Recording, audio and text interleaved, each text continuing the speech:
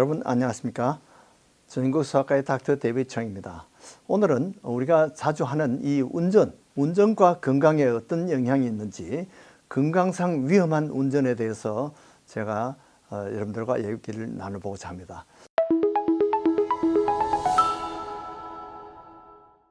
저는 일주일에 이 장거리 여행을 많이 합니다. 이 교회가 필라델피아에 있기 때문에 적어도 주말에 5시간 이상 운전을 하게 됩니다. 그래서 운전을 하면서 이 운전이 우리 건강에 어떤 관계가 있을까, 이런 것을 생각해 봤습니다. 보통 우리가 사실 운전하는 것은 건강해야지 운전을 할 수 있어요. 건강이 좋지 못하면 운전을 못 합니다. 우선 물리적으로도 우리가 이 힘이 있어야지 서서 운전하고 시력이 좋아야 되고 청력이 좋아야 됩니다. 그리고 우리가 빨리 판단할 수 있어야 됩니다. 그래서 아주 건강 상태가 양호해야지 안전한 운전을 할 수 있습니다. 그런데 우리가 뭐 치매에 걸렸다든지, 만약 감기에 걸렸다든지, 간질이 있다든지 이런 경우에는 운전에 위험한 그런 상황이 되겠죠. 그래서 운전을 하면 우리가 사실 정신 건강에는 도움이 됩니다. 그러나 몸은 게을러집니다. 장거리 운전을 하게 되면 몸이 피곤하게 됩니다. 이 건강에 오히려 불리하게 된 거죠. 그래서 미국에서 이 교통사고로 사망한 사람이 지금까지 약 360만 명 이상이 교통사고로 죽었다는 겁니다. 이 자동차가 생긴 지 대중차가 생긴 지 약 100년 정도 되었어요. 그런데 그 중에 300만 명 이상 이렇게 벌써 사망했고요. 매년 3만 명 내지 4만 명이 사망을 합니다. 그래서 미국에서 250년 동안 역사 동안 전쟁으로 죽은 사람이 약 한 120만 명 된다는데, 전쟁보다도 무서운 것이 사실 운전입니다. 우리가 질병으로 죽는 사람보다도 더 많은 것이 이런 운전이라는 거죠. 그래서 제일 위험한 것이 운전 분노입니다. 로드 레이지라고 그러는데 이것이 아주 위험한 겁니다. 가령 같이 부부끼리 이렇게 운전을 해가서 여행을 하다가 부부 대화 가운데 그만 마찰이 생겨서 부부 싸움을 하게 되면 그만 화가 나서 그만 사고를 나는 그런 경우가 있습니다.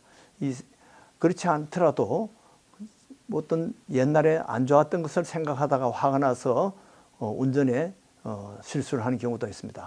또 전화를 받고 있다가 화가 나서 이렇게 사고를 나는 경우가 많죠.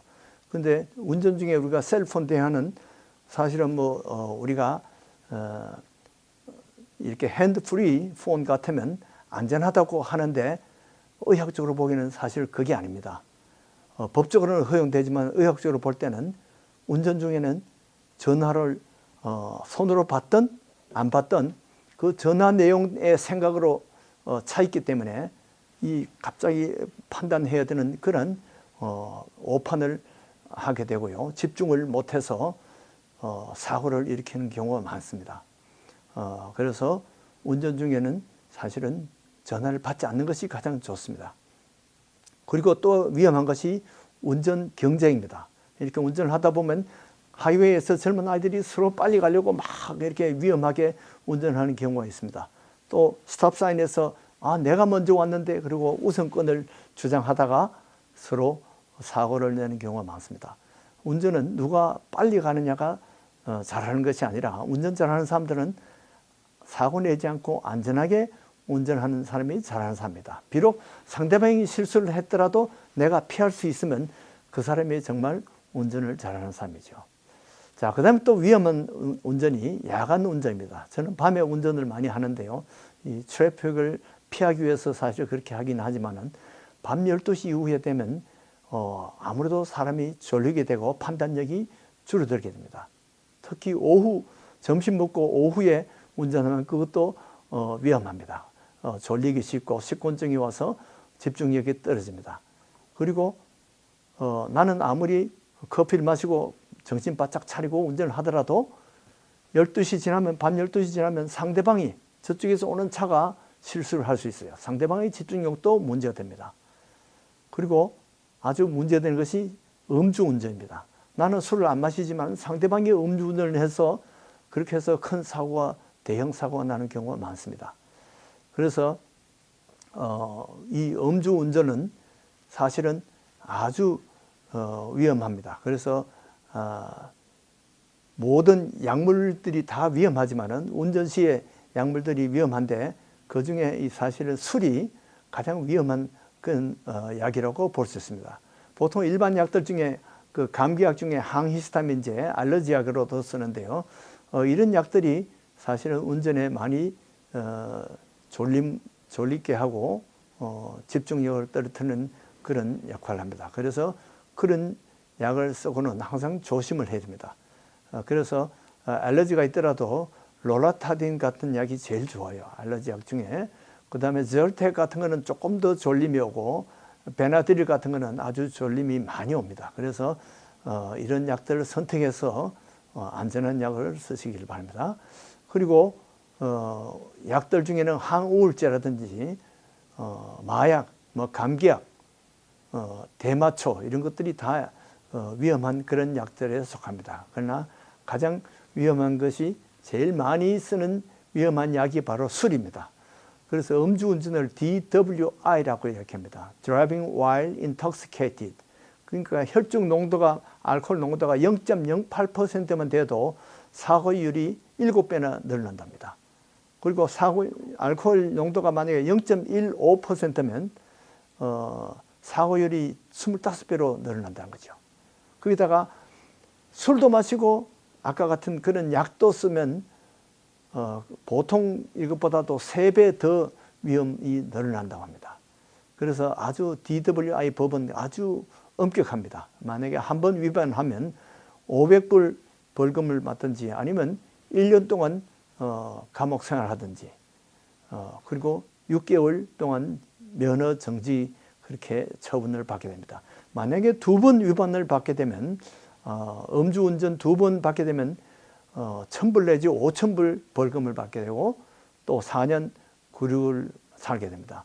아니면 1년 면허 정지를 받게 됩니다. 만약에 3회 위반을 되게 되면 2,000불 내지 10,000불 벌금을 받게 되고 7년 감옥 생활을 합니다. 그리고 최소 1년 이상 면허 정지를 받게 됩니다. 그리고 그 농도에 따라서 만약에 0.05%에서 0.07% 같으면 벌금이 조금 낮은데요. 300불, 15일 동안 구류하게 되고요. 90일 면허 정지를 하게 됩니다. 그리고 제로 톨러런스 로가 있어요. 제로 톨러런스 로가 있는데 이것은 젊은 아이들, 뉴욕에서는 21세 이하에 만약에 이런 알코올 걸리게 되면 아주 낮은 농도에서도 0.02%, 0.07%에도 125불 벌금이고 면허 정지가 6개월 됩니다. 만약에 2번 걸리게 되면 125불 이상 벌금 받고 1년 면허 정지를 받게 되고 21살 때까지는 아예 운전을 못하도록 그렇게 됩니다. 그뿐만 아니라 변호사비가 많이 들고 또 월급이 깎이죠. 또 보석금을 내야 되죠. 또 심하면 차 잠금 장치를 합니다. 그래서 운전할 때 불어가지고 음주운전이 아니라는 것을 증명을 해야지 시동이 걸리는 그런 장치가 있답니다. 그것보다는 우리가 대리운전을 이용하고 그것이 싸고 안전한 거죠. 택시를 타면 좋습니다. 문제는 자기 과신입니다. 자기는 술 취했는데 자기는 자신이 있다는 거예요. 자기는 괜찮다는 거예요. 그렇게 하다가 사고를 저지르고 또 경찰에 걸리고 이렇게 해서 음주운전에 걸리게 되는 겁니다.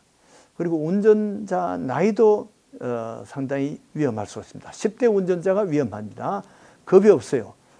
그것이 문제입니다. 80대 이상 되면 너무 조심하다가 순발력이 떨어지고 판단력이 떨어집니다. 그리고 청력이 떨어지고 시력이 떨어져서 운전이 위험하게 됩니다. 그리고 음악 때문에 난청이 되는 경우가 있습니다. 가령 뒤에서 빵빵 하는데 이 음악을 크게 틀어놓고 그거 듣느라고 헤드폰을 듣고 있으면 그 소리가 잘 안 느껴요. 그래서 그것도 아주 위험합니다.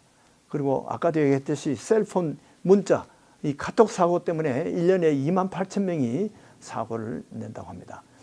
그래서 핸드프리도 집중력이 떨어지기 때문에 사고를 많이 일으킵니다. 그래서 만약에 응급 전화가 오면 길가에 딱 차를 대놓고 통화를 받고 전화 끝난 다음에 다시 운전해야지 가장 좋습니다만은 이론상으로는 옳지만은 아무도 그 실천하기가 어렵습니다. 특히 이제 졸음운전이라든지 필요할 때 또는 구토가 난다든지 경기 있을 때는 운전을 일단 스탑을 해야 돼요. 운전이라는 것은 최고도의 건강이 필요합니다. 육체적으로, 정신적으로, 정서적으로 건강해야 돼요. 난폭 운전이 아주 위험합니다. 과속 운전이 서로 경기를 한다든지 또는 다른 사람이 난폭 운전을 한다고 해서 내가 저놈을 한번 교육을 시켜야 되겠다. 이렇게 해서 따라가다 보면 나도 난폭 운전자가 됩니다. 그리고 운전 중에 음식을 먹는다든지 뭘 마신다든지 커피를 마신다든지 대화에 몰두하면 담배를 핀다든지 이럴 때 아주 위험합니다. 그리고 신호등이 노란 신호등일 때 빨리 지나가야지 이렇게 하다가 빨간 신호등에 걸리게 됩니다. 보통 이 신호등 한번 사이클이 최고 길어야 2분입니다. 그래서 2분 빨리 가려고 그러다가 잘못하면 50년 빨리 가는 그런 교통사고가 구호되어 있습니다. 그리고 시트벨트가 아주 중요합니다. 운전자와 옆자리는 반드시 시트벨트를 해야 되고 뒷자리도 16세 이하면 꼭 시트벨트를 해야 됩니다. 그래서 모든 사람이 시트벨트를 하는 것이 안전합니다. 사고 시 위험이 훨씬 감소됩니다.